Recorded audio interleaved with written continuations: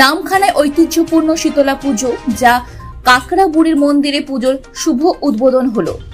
নামখানা আবুদ এলাকায় কাকড়া মন্দিরে মায়ের পুজোতে সমুদ্র থেকে কাকড়া উঠলে এবং আকাশেতে চিল উড়লে তারপর শীতলা মায়ের পুজো শুরু হয়।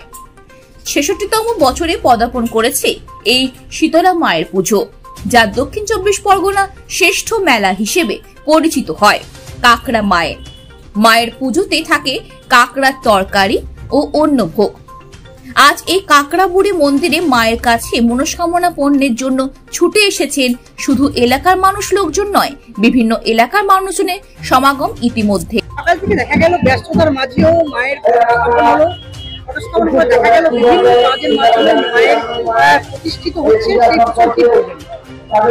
আমি সর্বাগ্রে শ্রী শ্রী শীতলা মায়ের আতুল চরণে শত সহস্র কোটি প্রণাম নিবেদন করি। আজ 19শে চৈত্র 1430 বঙ্গাব্দ, ইংরেজি 2রা এপ্রিল 2024, শুভ মঙ্গলবার, সেই সঙ্গে শুভ শীতলাষ্টমী। তারই পূর্ণ লগ্নে দাঁড়িয়ে আমাদের নামখানা ব্লকের ঐতিহ্যবাহী শ্রী শ্রী শীতলা মায়ের আজকের ঘটোত্তোলন। আপনারা দেখলেন যে হাজার হাজার দর্শনার্থী এবং পুণ্যার্থী মায়ের কাছে এসছেন তাদের সমস্ত রকম দুঃখ কষ্ট মাকে জানাতে, এবং আমরা ঘটোত্তোলনের মধ্য দিয়ে মায়ের জীবন আজকে 1 বছরের পরে আবার মা আমাদের সঙ্গে 8 দিন কিংবা 10 দিন থাকবেন সেই আশা নিয়ে মায়ের কাছে আমাদের এই এলাকার, শুধু তা নয় এলাকার বাইরে, পশ্চিমবঙ্গ কেন পশ্চিমবঙ্গের বাইরেও আমরা ঝাড়খণ্ড দেখেছি, বিহার থেকেও প্রচুর দর্শনার্থী এখানে আসেন। তারা মায়ের কাছে তাদের প্রার্থনা জানান। আমরাও পুজো কমিটি এবং উৎসব কমিটি মায়ের কাছে সর্বাঙ্গীনভাবে সেই প্রার্থনা জানাই, মা যেন সবাইকে ভালো রাখেন, সুখে রাখেন, শান্তিতে রাখেন। সেই সঙ্গে আপনারা দেখতে পাচ্ছেন প্রচুর দোকানদার ভাইরা এসছেন, প্রায় 750 থেকে 800 দোকানদার ভাইরা নাগরদোলায় এসছেন।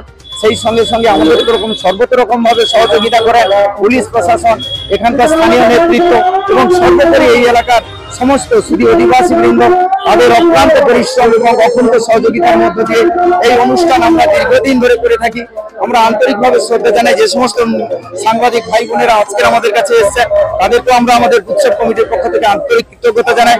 আমি সবার কাছে শুধু এটুকু অনুরোধ করবো যে আমরা যে 8 দিন এবছর আমাদের উৎসব রেখেছি, মেলা রেখেছি, মায়ের কাছে আমাদের নিবেদন রেখেছি, আপনারা অবশ্যই এই 8 দিন আমাদের সঙ্গে থেকে সর্বরকম ভাবে সহযোগিতা করে এবং সর্বোপরি মায়ের কাছে এসে মায়ের দর্শন করে মায়ের কৃপা লাভ করবেন, এটুকুই আমাদের প্রত্যেকের কাছে প্রার্থনা। আমি বিদ্যুৎ কুমার দিন্দা, আমি এই উৎসব কমিটির সহ সম্পাদক। নমস্কার।